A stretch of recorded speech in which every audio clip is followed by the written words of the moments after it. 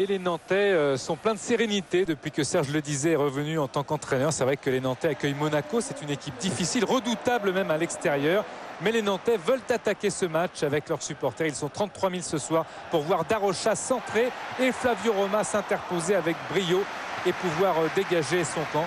Alors qu'il y a une petite surprise à l'échauffement. Lucas Bernardi, l'Argentin, s'est blessé un petit peu, une douleur musculaire qui ne l'empêchera pas toutefois d'aller livrer ce match qui lui tient à cœur. Allemagne et Argentine amicale à Düsseldorf dans 3 jours. La tête était de Kecheru pendant ce temps-là, le prodige roumain qui rate le cadre. Et ça mérite d'être signalé parce que ce n'est pas souvent le cas. C'est en effet un joueur qui ne rate pas beaucoup d'occasions. Mais là, c'est raté et Nantes, pour l'instant, n'arrive pas à concrétiser sa domination territoriale avec des coups de boutoir qui se multiplient. La frappe est contrée et celle de Savino, très loin du cadre de Flavio Roma. Toujours 0-0, mais les essais se multiplient au fil des minutes. Sous le regard d'un Didier Deschamps très circonspect avec son équipe de Monaco qui déjoue, qui ne joue pas plus exactement en équipe avec ce coup franc de Zikos. Très loin là aussi du cadre de Michael Landreau, une équipe de Monaco complètement en dehors de son match, tout comme K, le jeune Nantais qui avait donné les 3 points à Istres, qui ce soir est suspendu. Une équipe de Nantes privée aussi de Faé, blessé. Encore Nantes dans la surface de réparation avec Pujol, le centre est contré, la frappe de Viveros, il préfère crocheter, frapper, c'est encore contré. Une équipe de Monaco qui s'arc-boute sur ses buts avec Cheventon en spectateur qui va peut-être rentrer tout à l'heure. Il n'a pas joué depuis 4 matchs. Zikos, il attend le soutien de ses partenaires. Zikos, on est en deuxième période avec la frappe d'Adebayor. Très inconstant ce soir, tout comme l'équipe monégasque dans son ensemble. La sortie de Jérémy Toulalan, c'est un élément important de l'équipe nantaise.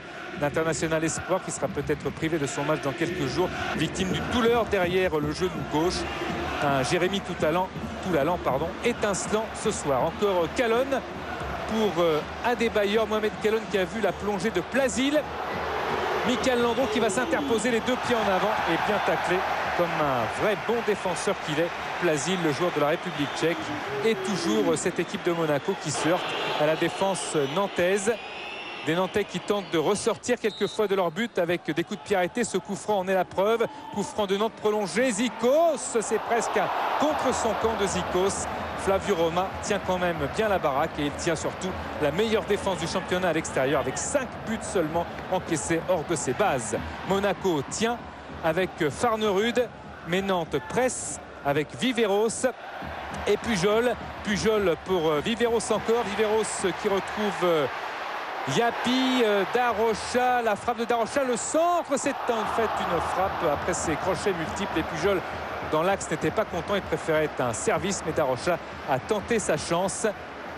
Toujours pas de ballon dans le cadre de Roma, les Monégasques qui tiennent leur 0-0 et la déception de Didier Deschamps. Je pense que Nantes méritait mieux. Ils ont produit beaucoup plus de jeux, beaucoup plus d'actions. C'est vrai que nous, on a été très mauvais en première mi-temps et très moyen en deuxième. Donc bon, c'est un point qui est bon, qui est même très bon au vu de notre performance de petit niveau ce soir. Nantes a contenu une équipe de Monaco qui restait sur 4 victoires consécutives, une équipe redoutable. Ce soir, on avait effectivement un adversaire redoutable et on a prouvé que non seulement on pouvait rivaliser avec eux, mais jusqu'au bout, on les a inquiétés. Une défaite n'aurait pas été complètement illogique, une victoire plutôt. Mais non, je crois qu'on progresse de match en match. Pas de but encaissé à la Beaujoire par les Nantais en cette année 2005. Ils sont redevenus très solides défensivement. Puis une rude semaine pour les Monégasques, éliminés à Caen mercredi soir, qui ce soir ont livré un match très moyen, on dirait même de leur entraîneur, le très franc Didier Deschamps. Ce sont les premiers points abandonnés par l'AS Monaco en 2005 en championnat. Il restait sur